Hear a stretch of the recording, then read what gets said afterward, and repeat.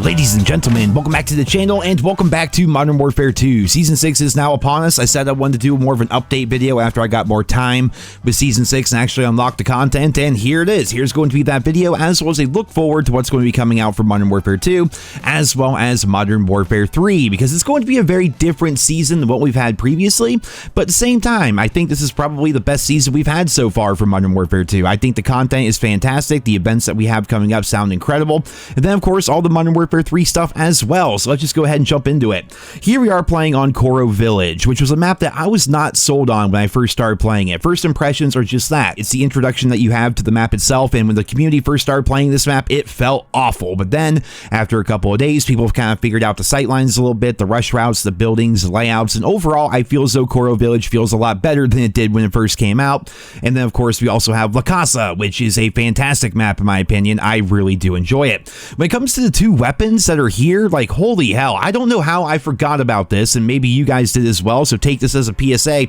If you have a friend that buys the battle pass and like they buy like tiers and whatnot, maybe they buy the black cell version or whatever, just have the friend give you the guns. I forgot all about this, man. Today on stream, I had a couple of my viewers, they had the guns, and I'm like, okay, well, let's just jump into DMZ then, why don't we? And so you jump into DMZ, your friend drops you the gun, you guys go and exfil together, and hopefully there's no one just camping the exfil sites, then you get out of there and you have a brand new gun without having to grind the battle pass. When it comes to the Geist assault rifle here, holy shit, this gun is good. I actually had to go and watch an exclusive Ace video because I was just positive that this gun is like almost overtuned or just so damn good. It feels like the old TAR 21 from Modern Warfare 2. And Ace showed all the numbers, all the stats, gave his opinion, and he feels as though the gun will be nerfed probably with Season 6 Reloaded, because right now it is that damn good. It is an incredibly powerful assault rifle, and the ISO 9mm submachine gun, also very good. It feels like a solid SMG. Like, it does compete with all the other SMGs in the game. It's a fun new gun to mess around with and play with, and just, so when it comes to the maps, when it comes to the guns, like, Season 6 so far has been incredible. But I mentioned earlier, Season 6 Reloaded, are we even going to be getting one of those? Because I don't think we are. I think in terms of new content being added to the game, what we got here with the launch of Season 6 is going to be it. I don't think we're going to be getting anything else on top of it. We haven't got a roadmap. I mean, they gave us a roadmap for the Battle Pass cosmetics, which is just kind of crazy when you think about it. The Battle Pass is great, mind you. I love the Battle Pass. I love the Halloween-themed content here. I think it's probably the best Battle Pass that's been released so far. But in terms of actual roadmap, and like what we can expect in the future, this is all we have. Right now, Season 6 just launched a couple of days ago. October 5th is going to be Call of Duty Next, which will be the reveal event for Modern Warfare 3's multiplayer. And we now know today, thanks to Modern Warzone, who's going to be out there in Los Angeles streaming and playing the game live, that they're going to be showing live gameplay. They're going to be streaming it after the multiplayer reveal, and they're going to be playing on Rust, because of course, everyone loves small maps in the Call of Duty community. So yeah, we're going to see proper gameplay. We're going to be actually getting the full multiplayer reveal, probably a full breakdown of how the new create class system is going to work and all that. Then after that, the PlayStation beta is going to start the very next day on October 6th, 6 through 10, and then the crossplay beta will be October 12th through the 16th, and then the 17th, after the beta is over, we have the Haunting event, which is cool. We got some footage already of what the Haunting event is going to look like. We got some previews and teasers of the rewards that are going to be there, but for all intents and purposes, I mean, the Haunting event will be Season 6 Reloaded, essentially, right? Because how that's going to work is we're going to get the Halloween-themed multiplayer maps. The Haunting event is going to go live with the challenges and things like that, and then we're going to have that until presumably October 31st when Halloween happens. Then right after that, we're just in the full swing of things when it comes to Modern Warfare 3. We have campaign early access starting on November 12th and the full launch on November 10th. So while the Haunting event is going to be incredible, I feel, just based on what we know about it so far, and the fact that admittedly I'm a sucker for Halloween content, I don't think we're going to be getting any new maps, any new guns or anything like that. I think the Geist assault rifle here and then the ISO 9mm submachine gun, those are going to be the final weapons added to Modern Warfare 2,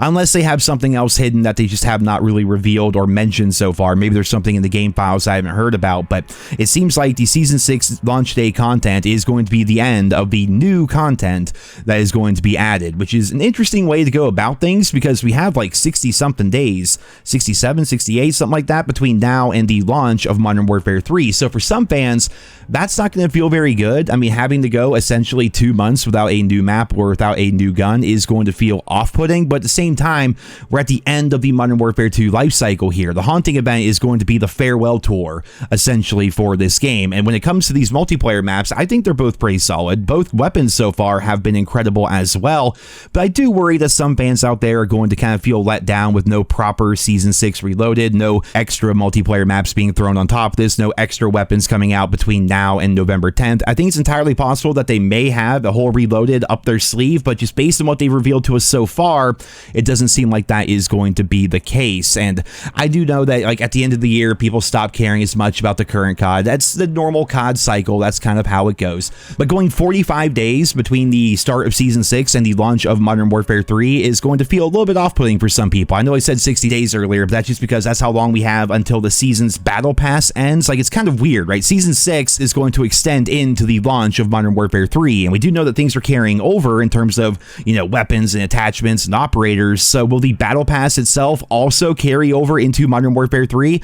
I suppose it's possible. We just don't really know right now. We've never really seen anything like this in the COD franchise before. Typically, we can look back to the past because Call of Duty is very cyclical, and Call of Duty is something that's been around for a very long time. Typically, we have an idea of what's going to be happening, but we've never seen anything like taking all the content from one game, throwing it into the next game, and still having the next game be its own standalone title. You know, we never really seen anything like this before. So in terms of seasons and how that's going to work, we have no idea. Prestige mode and leveling, like, are the levels from Modern Warfare 2 going to carry over into Modern Warfare 3? I don't believe they will, but we haven't heard one way or the other yet. They're still being kind of secretive about that. If I had to guess, I have a feeling that what we're going to be seeing is just more of the same. They're going to start with Season 0 in Modern Warfare 3, and we're going to start off at level 1 in that game, then have seasonal prestiges, because for some reason, they still love seasonal prestige in the COD franchise. I don't get it. It seems like the vast majority of COD fans, I don't know if I've seen anyone who actually, like, prefers the seasonal prestige system as compared to a classic prestige system. I mean, you'd only go back to games like Black Ops 4 to see that seasons and seasonal updates and seasonal battle passes and stuff like that can work just fine in a game with a traditional prestige mode. Hell, in Black Ops 4, there was a separate prestige mode for multiplayer, zombies, and blackout. It worked out great, but for some reason, they're trying to just make everything tie together somehow. I don't know. I don't know why they're doing the prestige mode the way that they are, but of course, we're still waiting for official confirmation as to how all of that is going to work out. But going back to it, guys, going full circle here, I think Season 6 has been great. I'm a sucker, admittedly, for all the haunting stuff. I can't wait for the actual haunting event, but when it comes to the multiplayer maps that we got, as well as the multiplayer weapons, they feel really good. I mean, they don't take very long to level up, really, whatsoever. They're both pretty powerful. I think they fit into the game pretty well, and you guys know as well as I, just as COD fans in general, it's fun to have new weapons, especially when it comes, you know, subjectively to assault rifles and submachine guns. I did see some people that were a little bit upset that we didn't get a single post-launch light machine gun for Modern Warfare 2, and I'm like, cool, I'm okay with that. Like, for me, I don't want to use LMGs. Like, I use LMGs because I have to if I want to get Orion camo or Dark Matter or whatever it is in that game, right? I don't prefer to use light machine guns.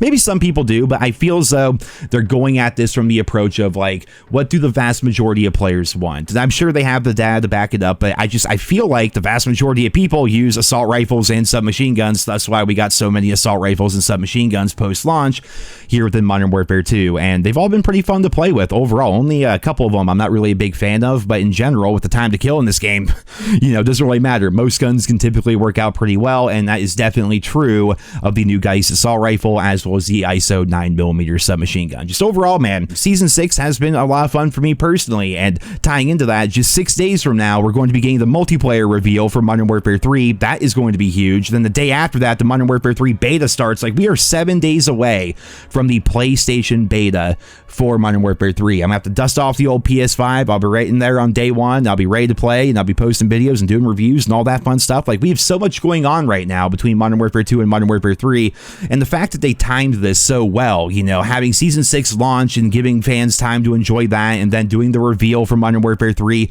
and then doing the beta essentially for like 10 days, and then right after that, the day after the beta ends, is going to be the haunting event back in Modern Warfare 2. Like, it's working out pretty well for me so far. I'm definitely buying into the hype right now, but at the same time, when it comes to Modern Warfare 3, and people ask me this all the time, like, you know, do you think Modern Warfare 3 is going to be good? Are you excited for Modern Warfare 3? And the thing I've always come back and said is, on paper, Modern Warfare 3 should be the best game to release probably since Black Ops 4. Because it's going to be similar to what we've seen in recent years with Modern Warfare 2019, the current Modern Warfare 2, maybe even Vanguard and Cold War. It's going to be similar, but they're going to make the game a lot more fast-paced. They're bringing back Dead Silence. They're fixing the mini-map. You know, they're going to 150 base health, and all the shit you did this year carries over into the next year. So you actually feel like you did something, and you earned this stuff, right? Like, on paper, it sounds awesome. Not to mention the OG Modern Warfare 2 maps all getting remastered. On paper, it sounds awesome, but we have to actually play the game to see how it's really going to be. So in 6 days' time, the multiplayer reveal is going to happen. In 7 days' time, PlayStation fans will have access to the beta. Then after that, God, I don't want to do math right now, but I don't know, call it like 12 days from now, 13 days from now, something like that. Then everyone's going to have access to the beta via the crossplay event. So it's going to be cool. I'm excited for what the future holds, and I can't wait to see how it's going to play out. And as always, I'm going to be here with you guys every step of the way. So for right now, that's it for this video here today. I hope you guys enjoyed it. Leave your thoughts and feedback on Season 6 down there in the comments, and I hope you guys all have a wonderful day.